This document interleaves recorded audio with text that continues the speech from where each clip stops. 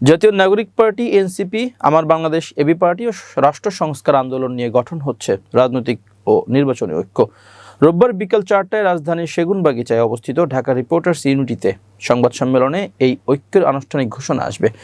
জাতীয় নাগরিক পার্টি এক সংবাদ বিবৃতিতে বিষয়টি নিশ্চিত করেছে। দলটি বলেছে, জুলাই অভ্যুত্থানের অঙ্গীকার রক্ষা ও নতুন রাজনৈতিক বন্দোবস্ত বিনির্মাণে আগ্রহীদের রাজনৈতিক ও নির্বাচনী ঐক্য ঘোষণা প্রসঙ্গে সংবাদ সম্মেলন অনুষ্ঠিত হবে আজ। এনসিপির যুগ্ম সদস্য সচিব ও মিডিয়া সেলের সম্পাদক মুশফিকুস সালেহীন এ তথ্য জানিয়েছেন।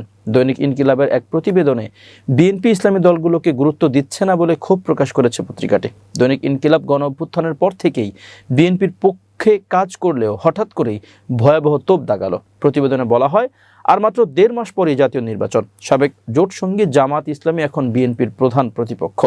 ফ্যাসিস্ট হাসিনার দামি নির্বাচনে অংশ নেয়া একটি ইসলামী দলসহ 8 দলীয় ইসলামী জোট গঠন করে ত্রয়োদশ জাতীয় নির্বাচনী মাঠে বেশ সক্রিয় জামাত। 6 ডিসেম্বর সিলেটে জামাত ইসলামী ও ইসলামী আন্দোলনের নেতৃত্বে 8 দলীয় জোটের বিভাগীয় সম্মেলন সমাপ্ত হয়েছে। ইসলামী দলগুলোর সঙ্গে বিএনপির সম্পর্ক তেমন ভালো দেখা যাচ্ছে না। এটি চরম রাজনৈতিক ভুল হয়ে দাঁড়াতে পারে বলে বিশ্লেষকরা আশঙ্কা করছেন। ইনকিলাবের প্রতিবেদনে বলা হয়, শনিবার একটি ইসলামী দলের শীর্ষ পর্যায়ের প্রবীণ নেতার নাম প্রকাশ না করার শর্তে ইনকিলাবকে বলেন, বিএনপি ইসলামী দলগুলোকে আস্থায় আনতে পারেনি। এটি কি তাদের প্রতি অবচেতন অবহেলা, নাকি নির্বাচনী বিজয় নিয়ে অতি আত্মবিশ্বাস?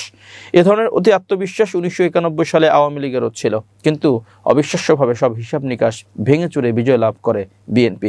লক্ষণীয়, আলেম ওলামার উপর দমন পীড়নের কারণে 2001 সালের জাতীয় নির্বাচনে যেখানে আওয়ামী লীগ পরাজিত হয়, সেখানে আলেম ওলামাকে সঙ্গে নিয়েই বিএনপি ভূমিধস বিজয় লাভ করতে সক্ষম হয়। 2013 সালে শাপলা গণহত্যা, 21-এ মোদী বিরোধী আন্দোলন ও 24-এর গণবিপ্লবে আলেম সমাজ ও কওমি মাদ্রাসার ছাত্র শিক্ষকদের অবদান অনেক। সাধারণ মানুষ যথেষ্ট আস্থাশীল আলেম সমাজের প্রতি। ভোটের হিসাব হলো, আসন্ন জাতীয় নির্বাচনে বিএনপিকে জিততে হলে আলেম ওলামাকে মূল্যায়ন করে উল্লেখযোগ্য আসন তাদের ছেড়ে দিয়ে পাশে রাখতে হবে। এক প্রশ্নের জবাবে ওই প্রবীণ নেতা বলেন, বিশেষত কওমি মাদ্রাসার বিশাল ভোট ব্যাংক রয়েছে। এই সুবিশাল জনগোষ্ঠী সংখ্যায় জামাতের কর্মী সমর্থকদের চেয়েও অনেক গুণ বেশি।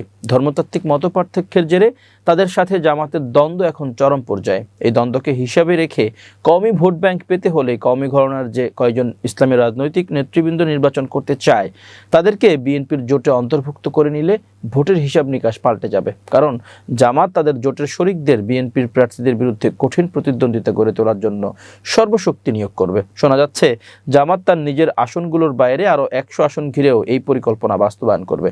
তাহলে নির্বাচনের সময় বিএনপি কার্যতপক্ষে জটিল গ্যারাকলে পড়তে পারে। এছাড়া সারা দেশে চাঁদাবাজি, দখলবাজি, দলীয় কোন্দল, গ্রুপিং, খুনাখুনি ইত্যাদির কারণে বিএনপির তৃণমূল কর্মীরা অগোছালো অবস্থায় রয়েছে। এসব কারণে দলটির জনপ্রিয়তা এখন চরম হুমকির মুখে।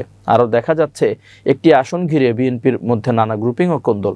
নির্বাচনের সময় যত নিকটবর্তী হচ্ছে, নির্বাচনী আসন ঘিরে এই গ্রুপিং ও দ্বন্দ্ব রক্তাক্ত সহিংসতায় রূপ নিচ্ছে।